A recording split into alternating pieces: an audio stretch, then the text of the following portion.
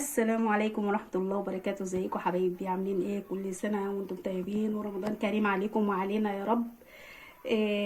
تعالوا معايا دلوقتي، انا جاية معاكم عشان ننظف البوتاجاز، وطريقة تنظيف البوتاجاز بطريقة سهلة وبسيطة ومش هتاخد منك اي وقت. معايا هنا بص عيون البوتاجاز، هنا انا بقالي هنا يعتبر بالظبط بتاع اسبوعين او 3. ما شلتش العيون ذات نفسها، لكن البوتاجاز زي ما انتم شايفينه نضيف زي الفل اهوت. انا بغسله على طول بعد كل وقت، بعد كل اكل نخلصه بنقوم منضفينه. طبعا كلكم زي اكيد يعني. فبس بقى مش طبيعي ان انا ما بشيلش ده على طول، يعني كل فتره يعني ما بشيلها واعمل الحركه اللي انا هعملها معاكم ديت. بصوا هنا منظر العيون بتاعت البوتاجاز عامله ازاي دي. والله بصوا والله كتيرها 3 اسابيع ما شلتهاش. بصوا منظرها عامل ازاي، بصوا اهي. فانا هجيبها مع بعض كده مع بعض بطريقه سهله وبسيطه، وازاي نعملها مع بعض. انا معايا هنا اهو زي ما انتم شايفين صابونه. هي دي بقى السر اللي هيخلي البوتاجاز عندك والعيون مرايه، دي السر دي. يعني ده انت ممكن كمان تعملي البوتاجاز بيها من غير ما تزودي لها اي حاجه، بس انا هزود لها بس ايه، حاجه بسيطه ومتوفره في كل بيت وانت بتستعمليها في المواعين وكل حاجه. انا معايا دي، ومعايا هنا ايه، بريل. هنحط حبه بريل اهو، هبشرها هنا اهي. اظن كل بيت معاه مبشره، واكيد الصابونه دي ما بتخلاش اي بيت. ونقوم بشرونها زي ما انتم شايفين كده اهو اهي. ابشرها واكمل معاها. هنا اهي بشرت الصابونه، مش شرط تعمليها كلها، نصها حتى بتعمليها اهي. ومعاها هنا ميه سخنه زي ما انتم شايفينها هنا اهي اهي. وبنحط ايه، حبه البريل اهو. شايفين المنظر اهو. تبدأ هي زي ما انتم شايفينها كده اهي اهي. وبتبدأي بقى تحطي العيون بتاعتك اللي انت عايزه ايه تغسليها اهي. بتقومي نقعها كده اهو اهي. بتنقعيها 5 دقايق 10 دقايق ربع ساعه، حتى مع بال ما بتخلصي دعيكي الايه حوالين البوتاجاز كده اهو. والميه دي ذات نفسها ممكن تاخدي، بصي حته السلكه اهي، حته السلكه اهي نقوم حطاها ايه. هاتي كده يا دودو، هاتي هنا كده على الميه هنا اهي. بصي بتاخدي كده، بصوا الرغوه، بصوا اهي. وتقوم واخدين واهي وبتعملي هنا، بصي هنا، بصي مش يعني ولا تعب ولا حاجه جامده ولا اي حاجه، وما بتاخدش في ايدك. بصي المنظر،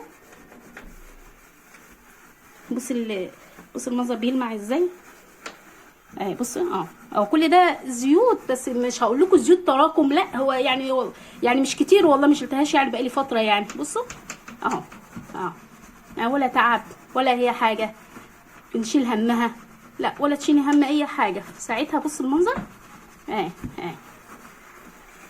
انا بس بعمل بس قصادكم بس ايه عشان تشوفوا المنظر والطريقه اللي انا ماشيه بيها. هتستعمليها هتدعي لي والله. بصوا اصلا المنظر، بصوا المنظر ايه رايكم؟ بصي هاتي كده بصي اهي. هكمل برضو معاكم تاني برضو.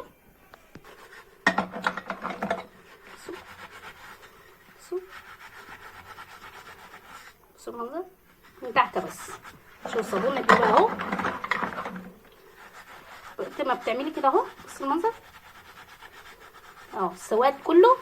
بصوا السواد، بصوا المنظر ده من المنظر ده. بصوا اهو بتعملي عامله كده اهو بصوا مش منظر عامل ازاي. بتدعكي بس دعكه كده.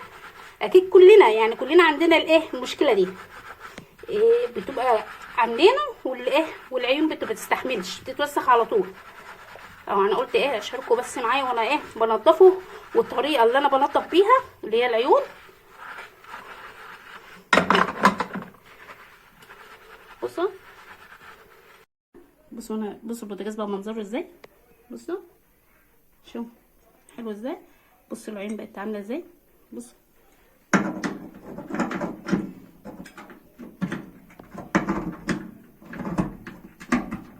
اهي. بصوا المنظر، بصوا العين، بصوا